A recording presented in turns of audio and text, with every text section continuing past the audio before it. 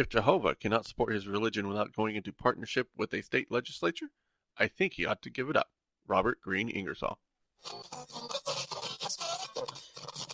Inconceivable! Will you please act like you have more than a two-word vocabulary? Is there air? You don't know!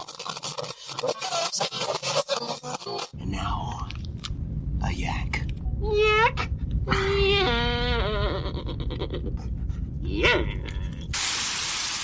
Hey, don't touch that dial. You found Secular Yakking. I'm Robert. And I'm Amy. After years, No, many years of yakking at each other. we're here to yak at you. So sit back and enjoy the yakking.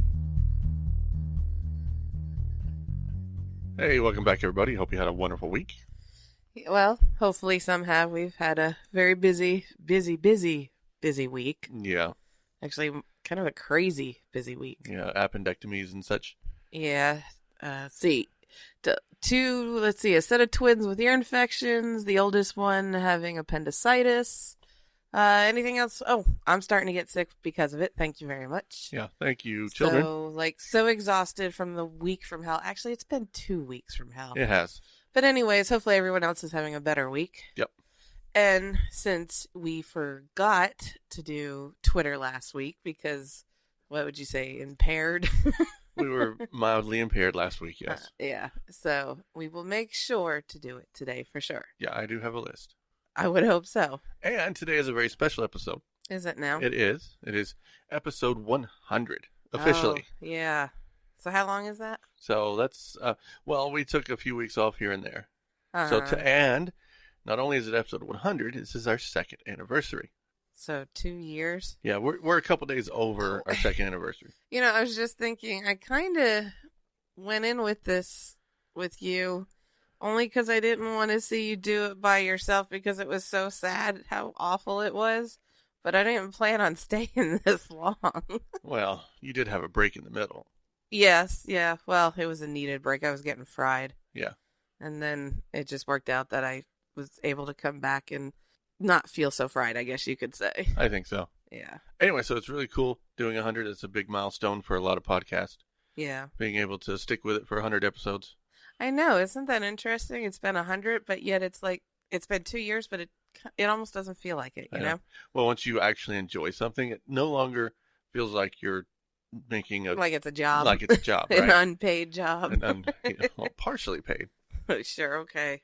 Anyways. Yes, dear. I'm glad most of our fans have stuck around for that 100 episodes. Yep, especially when we get all stupid and either miss one because of things going on, which we try our damnedest not to do, or we just kind of do a weird off-the-wall episode like last week, which was not our style, you know, as far as the show goes. We needed to do last week's show. I know, it was odd. Yeah, it was. I mean, the content was good as far as what we were planning on talking about, and we had planned on doing that for a while, but I saw it going a different route. I guess because I didn't plan on being high while we did it. So I guess for me, it didn't feel like it was as serious as I thought it was going to go. Yeah. It could have been because I haven't listened to it yet. I think we needed to be inebriated to really be able to dig into that because otherwise it's just too depressing. Yeah, well, for my part, yeah. Yeah. I wouldn't have gotten through it. Anyways. Okay. I think we can move on from there. So we do have some Twitter followers. Yes. We have a decent list. Uh-huh. Not the greatest list, but it's a decent list. A list is a list. It doesn't matter how big or small it is. I have the bigliest list. Oh, God, don't even you trump yourself. I did trump myself, thank you. Don't do that. All right, so Twitterers. Yes, dear. We have Faith, Atheism Nub, Joe Marshall, Bertie B, Lucia Fidalgo, Vicky Reeve Bartz, Radio XM Carino, Dennis Hoffman, a dude and a Brit. That's one Twitter, that's not two. Plain old Prof Plum, I'm assuming Professor Plum, Strange But False, and Emily Bryan. And if he butchered anybody's, apologies. And apologies for not doing it last week again. It's driving me crazy that we didn't do it last week. Do you want me to go back and do it last week? It's so bugging me. I can't stand it. It's weird. You want me to invent the time machine and go back and fix it? Well, if you could do that, we could do a lot more than that. Well, technically, and I would have fixing Twitter. all I would have to do is go back and redo the show and put in If Twitter's. you could do a time machine, I think I could find something better for us to do Okay, whatever. than I just think that's going a back worthy and cause. fixing the Twitter on the last episode. I think that's a worthy cause, though. I'm going to make a time machine just specifically for that and no other reason. Oh, I could come up with a lot more plans. Anyway, And then your show would be even better with my plans. sure. Just saying. Sure. All right, I'm just saying. What? Anyways, Pay attention. I am. I was just looking at my weird spelling of something there. It's your own damn typing, but then again, you suck at typing. What the hell kind of word is that? It's supposed to say speech. What? Did you have a brain aneurysm? What the hell? It's not even remotely close. Anyway, I'll say speech when I get there. Yeah, I'll laugh if you don't. It is actually speech. My finger was one. Seriously, off. that's like you just picked a bunch of letters out of the alphabet and just typed it in. Okay. 'Cause that's what it looks like. I'll show you why that's speech I'll just later. shut up. Anyway, Go. Vice President Pence calls Christians most persecuted. I'm so sick of hearing that shit. Vice President Mike Pence addressed Christian leaders gathered in Washington, D.C. for the World Summit in Defense of Persecuted Christians hosted by the Billy Graham Evangelistic Association. Okay, fine. Go ahead. In his speech, Yes, speech my ass. Pence brought a common belief among conservative Christians in the U.S. that they are among the most persecuted people of faith in the world. Seriously? Oh my god, I'm so fucking tired. Am I allowed to say that? Oh, I guess you are now. I'm so fucking tired of hearing how the goddamn Christians are so fucking persecuted. I'm sorry. I'm just so irritated.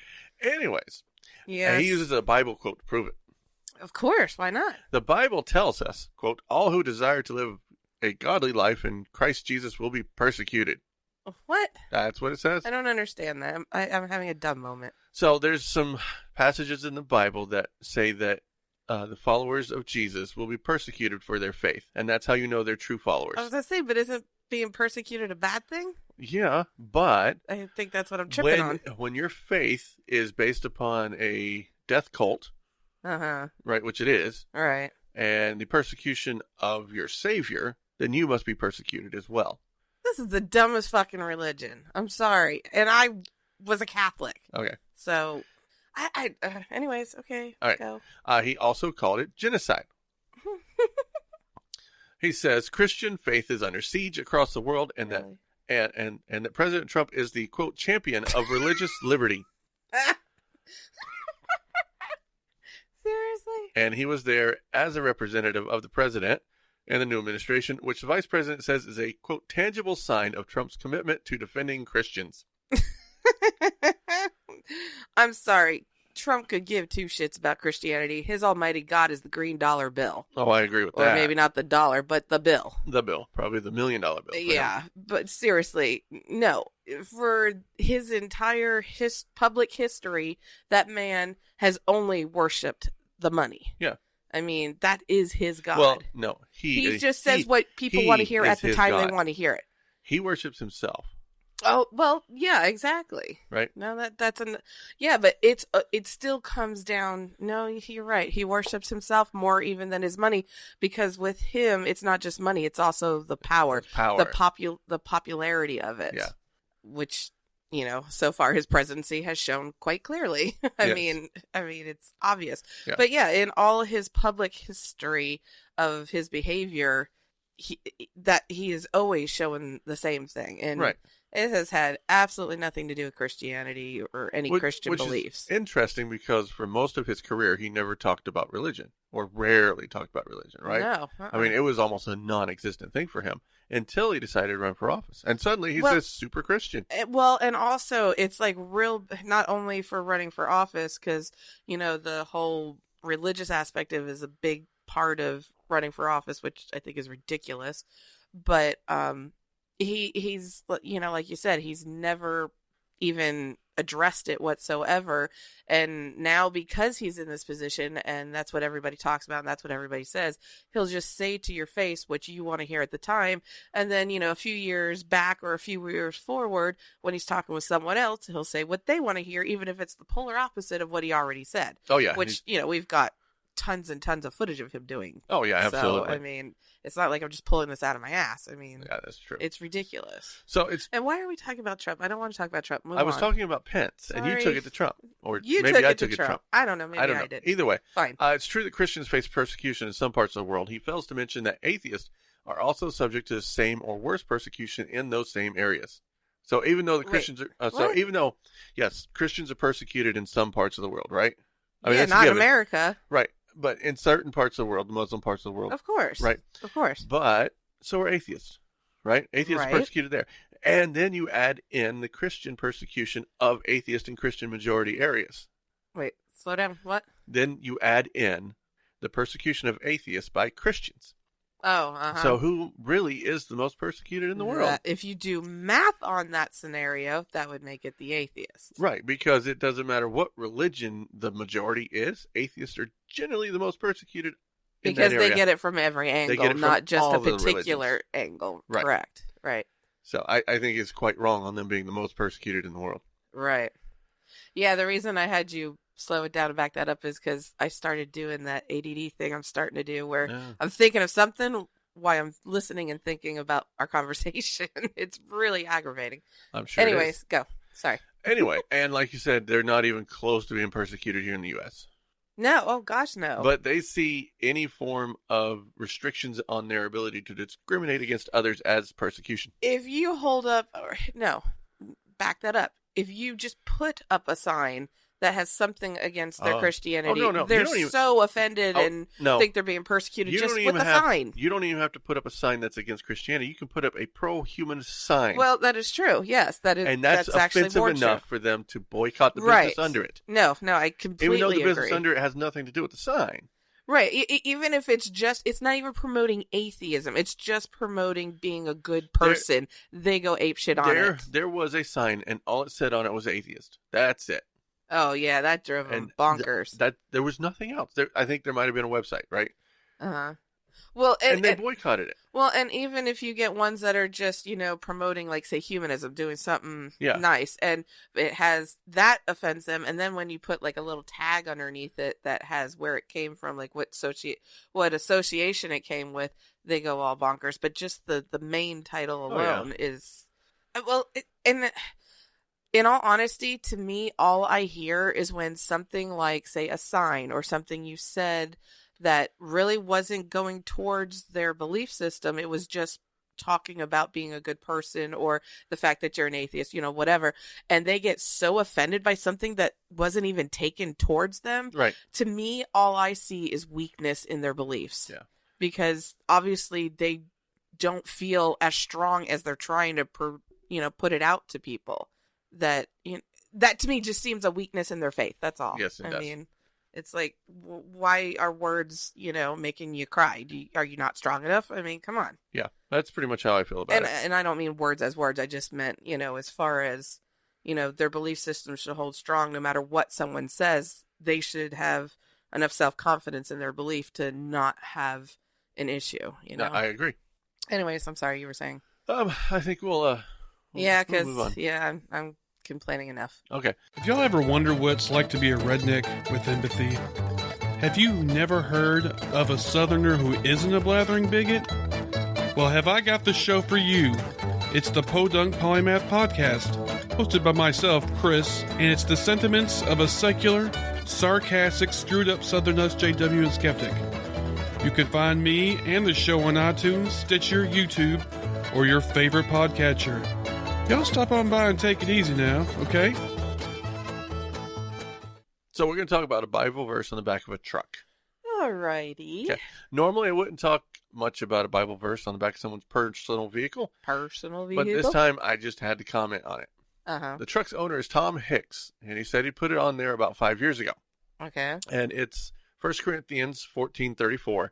Women shall be silent and submissive is the Bible quote. Right. Right? So not exactly the best Bible quote. Yeah, I got pretty pissed when I was looking at it, but sure. And it says, read your Bible. Uh-huh. And God said it, believe it, and it's got a couple crosses, right? And a fish. Of course. Right? And he says, the reason I put this particular message on is I want people to read the Bible. I want them to see the message and say, is that true? Okay. So where are you going with this? Hicks also says the true reason behind the verse is that he's an atheist, and he's driving home the message that That's the where Bible I was itself is just offensive. starting to go. I was starting to get that vibe. I'm like, wait a minute. When you started talking about, because when I first saw it, because I saw the picture, and I'm like, that pisses me off. I just see like, it says women should be silent, submissive. I just see, dominatrix of, this guy making this lady do whatever he wants and she has no say so in it, kind of thing. Anyways, but then when you started reading and saying that he wants people to read the Bible, I'm like, oh, wait a minute. I know where we're going. Yeah. Because honestly, if you actually read the Bible word for word all the way through, you kind of start thinking, or hopefully start thinking, wait a minute. Yeah. I'm going to paraphrase Andrew Seidel from Okay. FFRF on that particular point. And he says, the road to atheism is paved with fully read Bibles. Yes, exactly. Yeah. I mean, something similar. I don't think. Well, I've heard time and time again of, people who are currently atheists who said that, they read the Bible all the way through and, it started, different story after different story, started thinking, this isn't working for me. It's not making sense, or that just doesn't sound right. It shouldn't be that way. Or, just things like that. Because, regular church going people tend to cherry pick because they don't actually read the whole thing for themselves. I mean, word for word, and just just ignore, that kind of. Yeah. What I found interesting is the reaction from some Christians. Oh, okay. So one woman who wished to remain anonymous, said she found it outrageous and offensive. It's her Bible. What is she talking about? It concerns me that something like this has become accepted in some ways, she said, and that it's okay for folks to feel free to show such hateful and misogynistic thoughts. Okay, that's the whole point. It's her own belief system. It's her book. It's in their Bible. It's her book that she follows and believes in wholeheartedly, and yet, what is she? Okay, do they not listen to themselves talk? No. Because all we're doing, we're not even bringing anything extra. We're just saying, read what you got. Yeah, look at what you got. This reminds me of a video that came out a couple years ago. A couple college students went around like the college with a book. Oh, uh-huh. And it was covered. It said it was the Quran or something like that, right? Oh, uh-huh. And they were reading it to people, and they're like, "Oh, that's a horrible quote. I can't believe that's in there." Oh. And several more quotes, and there's those are horrible. I cannot believe those are in there. How could someone worship this book? And they're like, "Oh, by the way, it's actually the Bible." I think I remember this. Yeah, that it was actually awesome. really cool. I thought that was so great. Because people don't know it's in their Bible. They only know what their pastor tells them is in the Bible. Right. And, I mean, I was a kid, but still, when I sat in church, I just listened to what they said. I didn't actually read the thing for myself, I mean, I know as a kid and all, which, kids aren't going to read the whole thing anyways, but I don't ever recall seeing not in my circle anyways, reading the whole thing word for word. No, most people don't.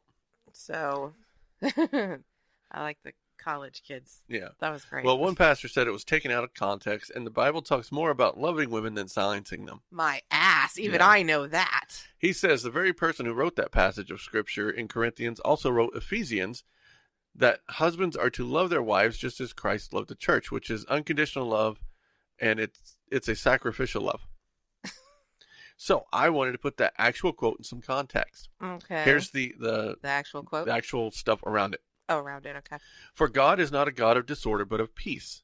As in all the congregations of the saints, women are to be silent in the churches. They are not permitted to speak, but must be in submission as the law says. If they wish to inquire about something, they are to ask their own husbands at home, for it is dishonorable for a woman to speak in the church.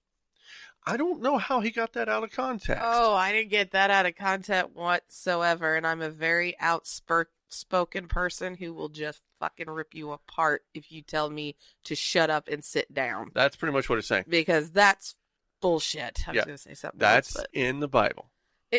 And I don't understand not only the Christianity, but you get other religions and stuff like I want to say Mennonites. Sometimes I think they're very soft-spoken women. I know Mormons are very soft-spoken women because when we lived in Utah, I was so floored at hell, half the time you can't even hear what the hell they're saying, and you're standing right next to them. They're so soft-spoken and submissive and stuff, and oh my God, it's no wonder I stuck out like a sore thumb in that neighborhood. And it was a full subdivision with a bunch of little kids and, cookie-cutter houses and families, and oh my God, I was like a neon sign in that neighborhood. Yeah. Oh, and we painted our dining room red, which you could see right out the window in the street. Boy, were we the talk of the town. Yeah.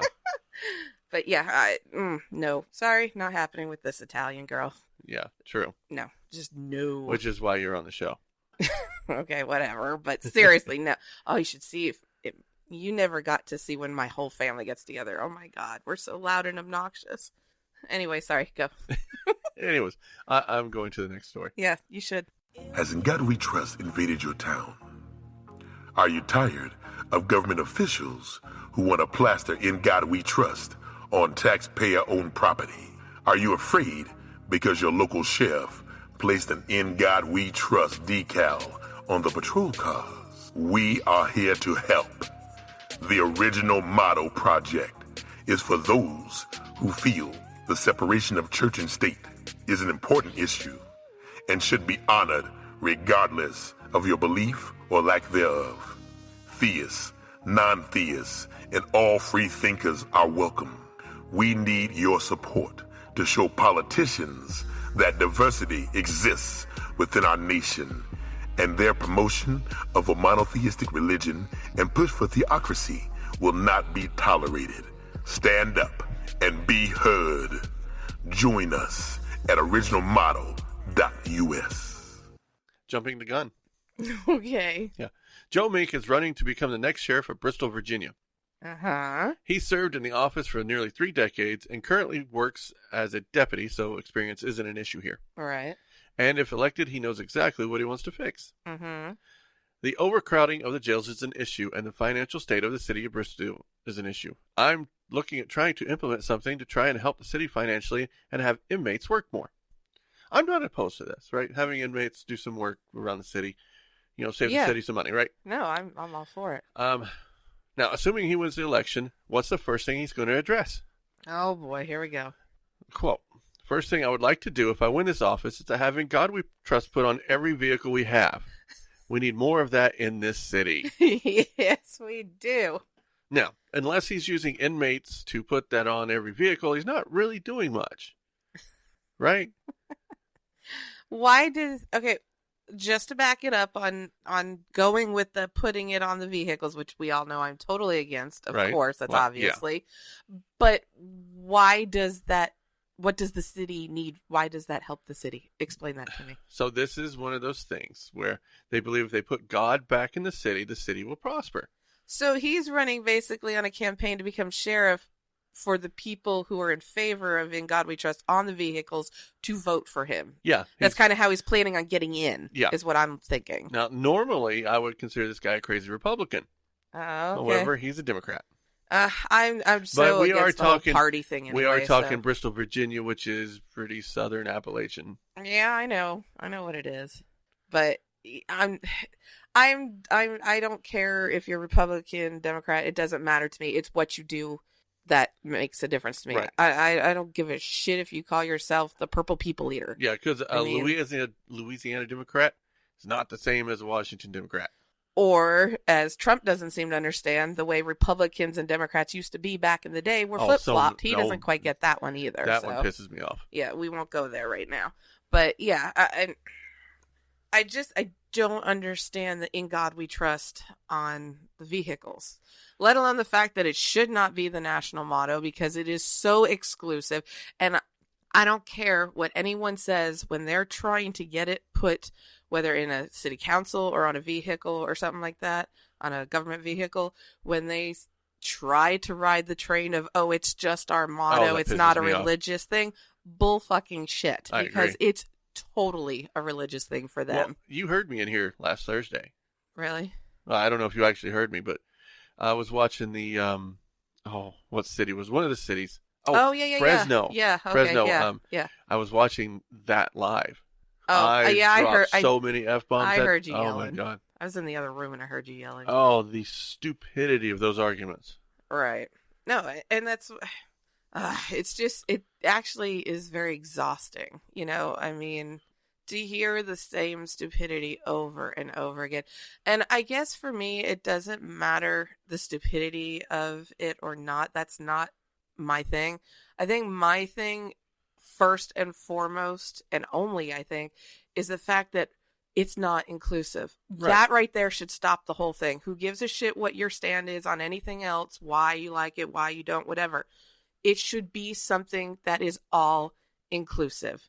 Equality for everyone, regardless of anything.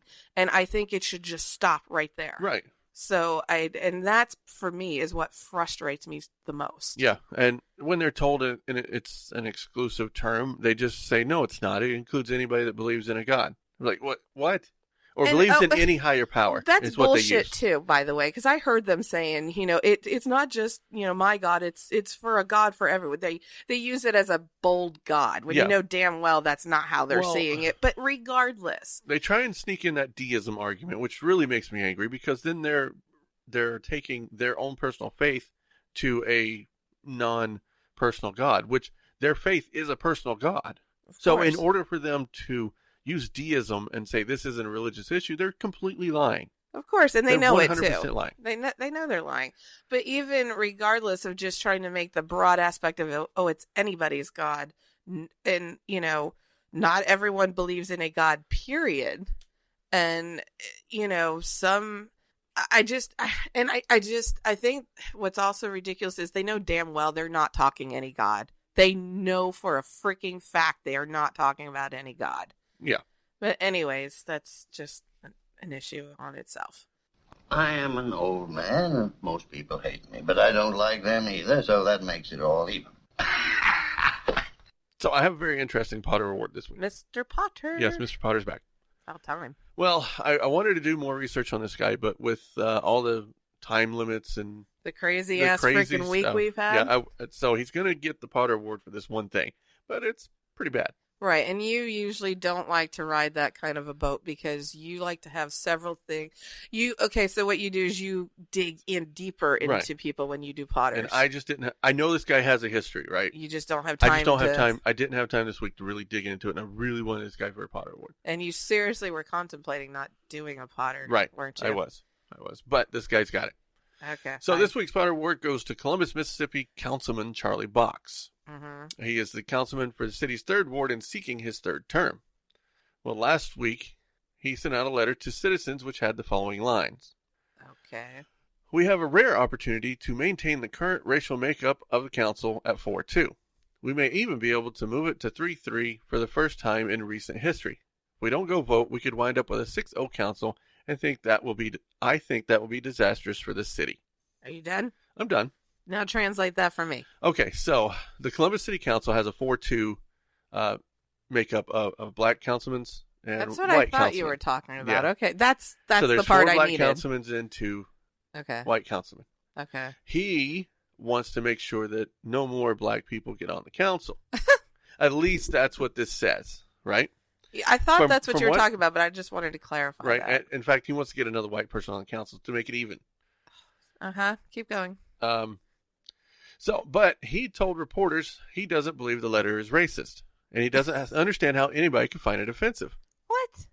He said the letter was not referring to whites and blacks, but Republicans and Democrats. Oh, sure it was. Because it happens to be 4 Democrats who are black and 2 Republicans who are white. Well, there's a big surprise. Yeah. Let me guess, 2 white old men. 2 white old men. Yeah. So, but he has doubled down on this, and he's saying it's not racist. How can you not read that as a racist comment? Even if he meant it to be Democrats and Republicans, the way he worded it, it came out specifically racist because the subject was racial. It just means when he got called out on it, right, he was trying to backpedal because he knows damn well that it was, and he's being called out on it. And he happens to be facing a black opponent. So. I wish you had time to dig into him. Because I saw a couple other things on him, but I just couldn't get to him. There was some arguments with the mayor. There was some issues with some citizen opinions and some other stuff I wanted to get into, but I just couldn't. I couldn't find the time to really dig into it. Right. So he wants 50-50, or he just really much wants it all white? I don't know. All I know is he doesn't want 6-0. He doesn't want all 6 black people on there. That's what it sounds like to me. That's exactly what it sounds like. Because having to an me. all-black city council would be disastrous for the city. I don't understand that. I just don't understand that. I don't either. I mean, what the frick does it have to do with skin color? Well, seriously, we are talking Mississippi. Well, that says a man a lot. who is well into his 60s. Well, that says even more because of that time frame of that traditionalism. Right.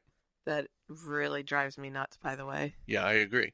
But yeah, I mean, I just, in this freaking day and age, it is 2017. I know. And we have race issues still. Yeah. Still. I know. I mean, it doesn't even make sense anymore. Right. We've even had a black president and we still have race issues. We do. I can't understand Especially that. when there's people out there saying there will never be another black president again, thanks to Obama. Yeah, sure. I saw that comment and I was like, whoa, that's harsh. Yeah, because right now racism is just running rampant again. Yeah. I mean, it's like ever since Trump got in office, everybody's just doing the nastiest thing they used to just think of because now they can act on it. Yep. That's all I see anymore. I have seen it. In fact, there was a guy that was arrested, Texas, for going on a drunk tirade and death threats against a Muslim family, and he said Donald Trump is my president.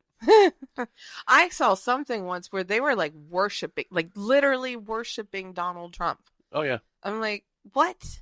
And also I heard it, I don't know if it's just a rumor, that Dwayne Johnson is thinking of running next Well, that's president. where that would comment be came really from. Interesting. That's where that comment came from, where another black person. The Rock. Well, as president. The Rock. Well, no, I'm just saying, I mean, it's like, it doesn't matter who you are or what your qualifications for president. Just have at it. Just think, a former WWE star. I know, right? It would totally be idiocracy right now. Macho Camacho. But I think The Rock would be better than Macho Camacho. Yeah, I could see that. Because technically, Trump is a little more closer to... Well, actually, Macho Camacho was even better than Trump was. Yeah, because he actually tried to put someone in that knew what he was doing. He actually tried to be, decent. He wasn't like a bad guy or anything. He just didn't know And anything. he wasn't completely self-absorbed like Trump is. Oh, he was close. No, he was just... But he was a professional wrestler. Yeah, and he was just, their whole society was vulgar. So, yeah. I mean, that was kind of par for the course. But anyways, I could just keep ranting on that one. Yeah. But, I mean, it's like, where the hell is our presidencies from here on out going? I don't know. They've got to get better from here. Well, you would think. Well, we've got two choices. We can either go with a smarter president or a theocrat, because that's the next choice. Yeah. Oh. But, I mean, seriously, it doesn't matter what your qualification... It used to make a difference, but it did. Now you can just do anyone. It doesn't matter. I'm anxiously waiting on the impeachment process. I second that motion. I mean, truly, the guy is just off the rails. Yeah. Though he's like a whole 8 shows in himself, but he's so not worth it. I know. But this guy... Yes, anyways, back to the guy. This guy was definitely worth the Potter Award, just because he's so oblivious to his own racism. Well, that's what I was just getting ready to say. He doesn't even realize that he's racist, which I've seen, especially people who tend to be in his age bracket, I've seen, they don't even realize what they're doing. And also in that age bracket, I've noticed they don't tend to think before they speak, and they can, say things that are mean, not meaning to be mean. Yeah, that's or true. Say things that are hurtful, but not thinking of how it would impact someone before they say what they're about to say. And I don't know if it's just that whole generation. Right. But what brought him to my attention as a Potter Award is the fact that not only did he say these things, but when they were brought up to him, he said, no, that's not racist.